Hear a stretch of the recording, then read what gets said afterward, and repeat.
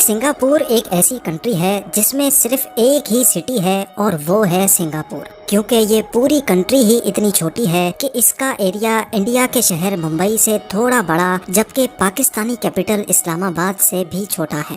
Singapore Merina بے sends دنیا کے کئی کمپلیکیٹڈ کنسٹرکشن پروجیکٹس میں سے ایک ہے، اور اسی وجہ سے اس کو انجینئرنگ کا ماسٹر پیس بھی کہا جاتا ہے۔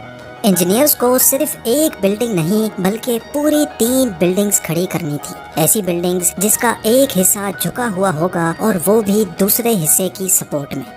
$8 بلین یا پھر 60,000 کروڑ روپیوں کی لاگت سے بنائے جانے والے اس پروجیکٹ میں 680 فیٹ اونچی 3 بلڈنگز کے ساتھ ساتھ ایئر کرافٹ کیریئر سے بھی بڑا اسکائی پارک، 200 فٹ اونچا آرٹس میوزیم اور ایک فلوٹنگ انٹرٹینمنٹ پویلین بھی بننا تھا، اور وہ بھی پانی کے اوپر۔ جتنی قیمت میں مرینا بے سینڈز بنایا گیا تھا، اس میں 5 برج خلیفہ جیسی بلڈنگز بھی تیار ہو سکتی تھی، اور اگر محنت کی بات کی جائے تو اس شاہکار کو بنانے میں حیرت انگیز طور پہ 16,500 ورکرز ایک ساتھ کام کرتے تھے۔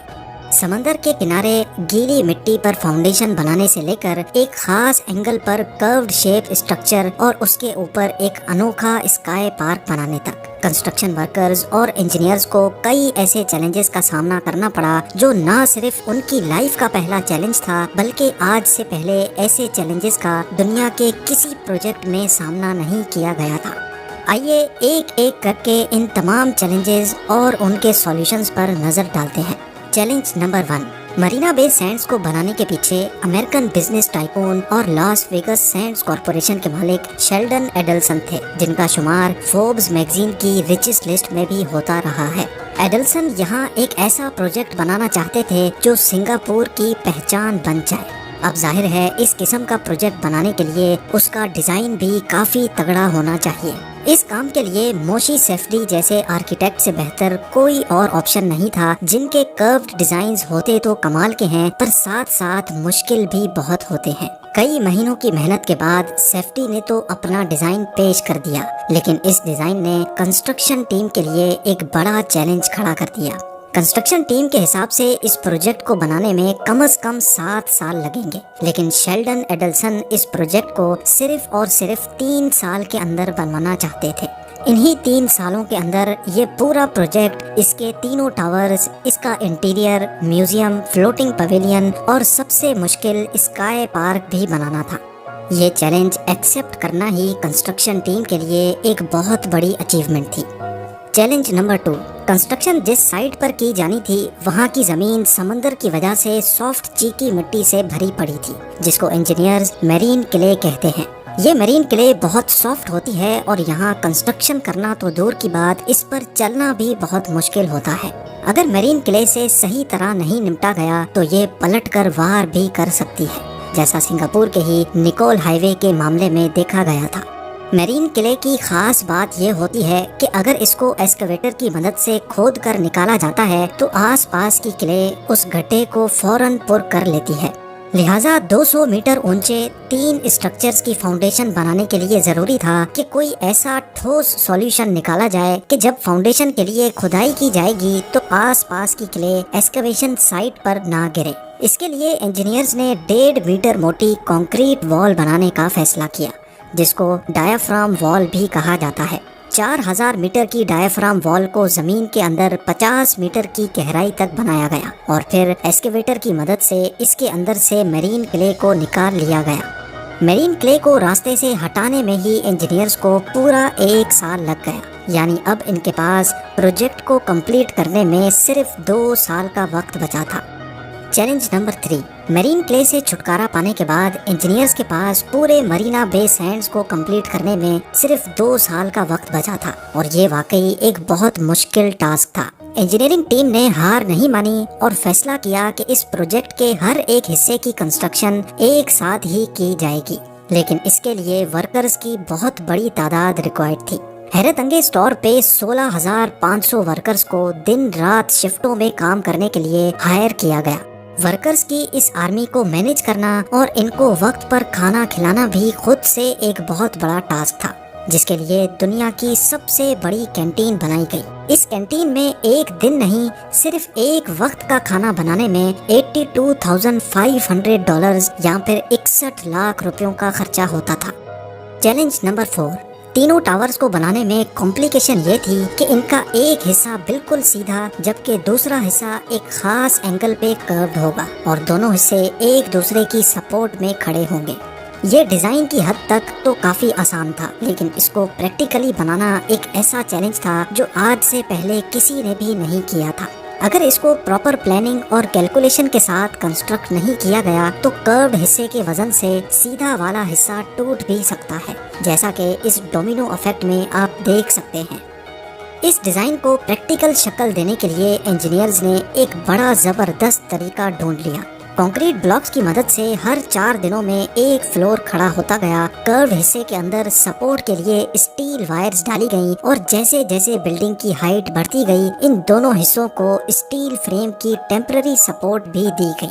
23rd فلور پہ جہاں کروڈ حصہ دوسرے حصے سے آ کر ملا، وہاں بھاری بھرکم اسٹیل ٹرس کی مدد سے دونوں حصوں کو آپس میں جوڑ دیا گیا اور پھر سپورٹ کے لیے لگائے گئے یہ اسٹیل فریم ہٹا دیے گئے۔ چیلنج نمبر 5، پورے 1.5 سال گزر چکے تھے۔ مرینا بے سینڈز کی تینوں بلڈنگز، آرٹس میوزیم اور فلوٹنگ کرسٹل پویلین کی کنسٹرکشن کمپلیٹ ہو چکی تھی اور ان کی فنیشنگ کا کام چل رہا تھا، لیکن ایک حصہ بننا ابھی بھی باقی تھا اور وہ تھا 1115 فیٹ لمبا اسکائی پارک، جس کو 200 میٹر اوپر تینوں ٹاورز کی ٹاپ پر بنانا تھا، اور اس کام کے لیے انجینئرنگ ٹیم کے پاس صرف 6 مہینے بچے تھے۔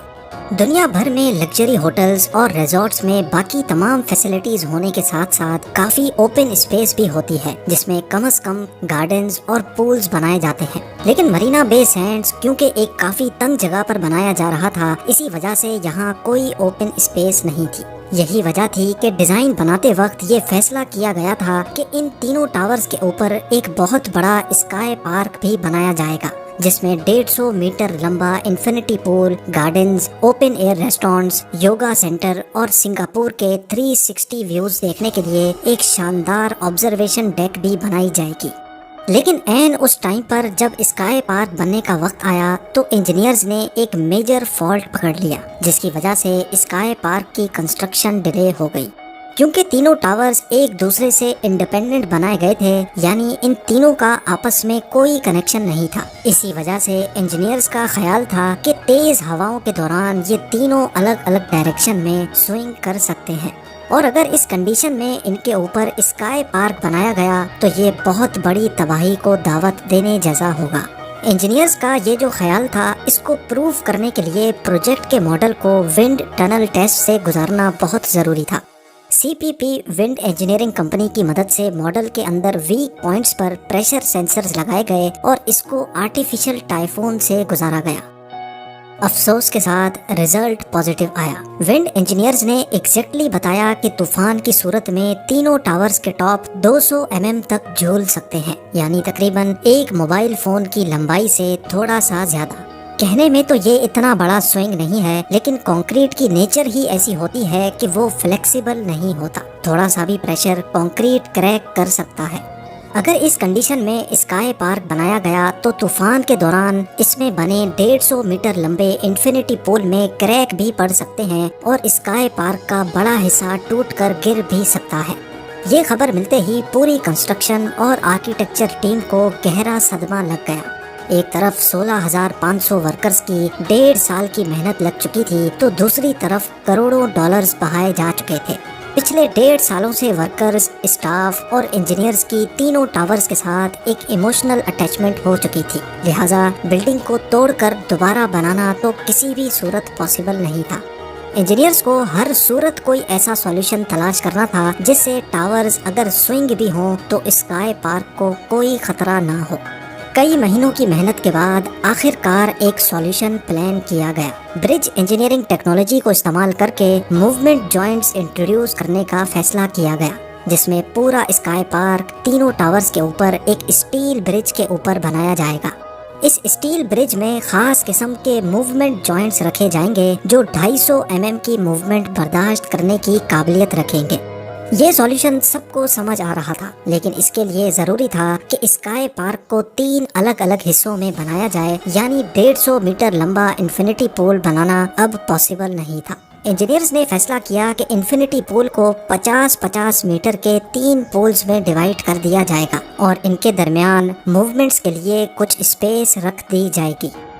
چیلنج نمبر 6، اسکائی پارک کے اسٹیل برج کی کنسٹرکشن میں ٹوٹل 1400 ٹن وزنی اسٹیل استعمال ہونا تھا، یعنی دنیا کے سب سے بڑے کارگو پلین اینٹونوو 225 میریا جیسے 2 جہازوں جتنا وزن۔ اتنا زیادہ وزن 200 میٹر کی اونچائی تک پہنچانا امپاسبل تھا، لہٰذا اسکائی پارک کی کنسٹرکشن کو 14 سیگمنٹس میں ڈیوائیڈ کر کے اوپر جا کر ان کو اسمبل کرنے کا فیصلہ کیا گیا۔ 14 اسٹیل کے بڑے بڑے اسٹرکچرز کو ٹاور کے ٹاپ پر لے کر جانے کے لیے سوئس فرینچ کمپنی VSL کی مدد سے دنیا کی سب سے بڑی لفٹ لگائی گئی، جو 16 گھنٹوں میں صرف ایک حصے کو اوپر تک پہنچا سکے گی۔ لفٹنگ کا پروسیس ابھی اسٹارٹ ہی کیا تھا کہ سمندری طوفان کا خطرہ منڈلانے لگا۔ طوفان کی صورت میں لفٹ سے لٹکا 100 ٹن کا یہ اسٹیل اسٹرکچر سوئنگ کر کے ٹاور کو بھی نقصان پہنچا سکتا ہے اور بدقسمتی سے گر بھی سکتا ہے۔ صبح کو اسٹارٹ ہونے والا لفٹنگ پروسیس پہلے کئی گھنٹوں تک طوفان کی وجہ سے بیچ میں سسپینڈ رہا اور پھر آخر کار آدھی رات کو فریم کا پہلا حصہ ٹاپ تک پہنچنے میں کامیاب ہو گیا۔ اسی طریقے سے ایک ایک کر کے پورے 1400 ٹن کا اسٹیل اسٹرکچر لفٹ کیا گیا اور اس کو اسمبل کر کے اسکائی پارک کمپلیٹ کر لیا گیا۔ جہاں مرینا بے سینڈز کی کنسٹرکشن 2009 میں کمپلیٹ ہونی تھی، اسکائی پارک کی وجہ سے 1 سال ڈیلے کے بعد 2010 میں کمپلیٹ ہوئی۔ آج مرینا بے سینڈز روزانہ لاکھوں وزٹرز کو ہوسٹ کرتا ہے، لیکن ہسٹری میں یہ بات ہمیشہ یاد رکھی جائے گی کہ اس انجینئرنگ ماسٹر پیس کے پیچھے 16,500 ورکرز کی خون پسینے کی محنت شامل ہے۔